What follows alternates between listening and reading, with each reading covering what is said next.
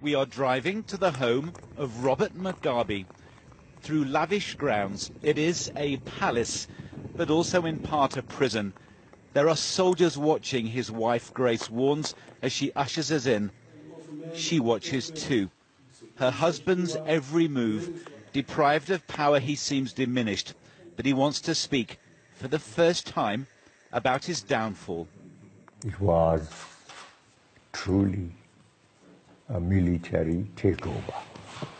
We must undo this disgrace which we have imposed on ourselves. We don't deserve it. We don't deserve it.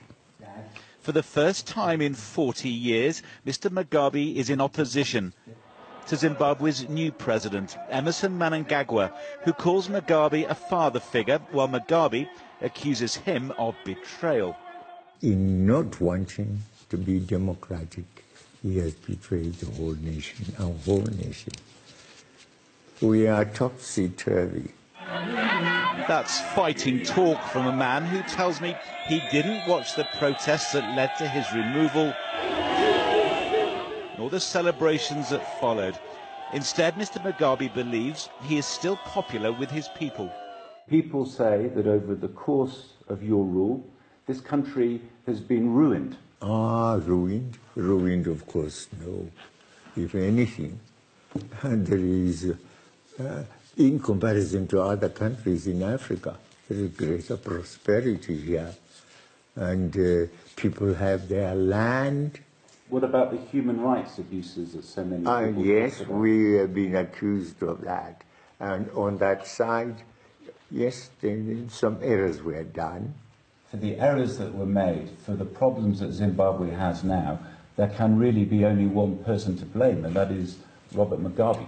No, we weren't that bad in comparison to other countries.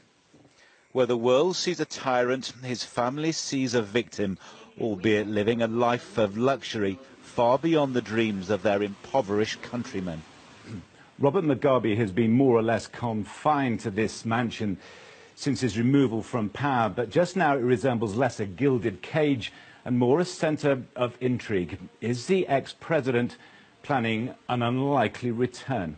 Do you think you could be the president again? No, I don't want to be the president again. Of course. I'm now 94. Mr. Mugabe claims he wants to help his country restore democracy. This from a man accused of stealing election after election. Another is planned in a few months, and even from this, his splendid isolation, Mr. Mugabe is demanding a say.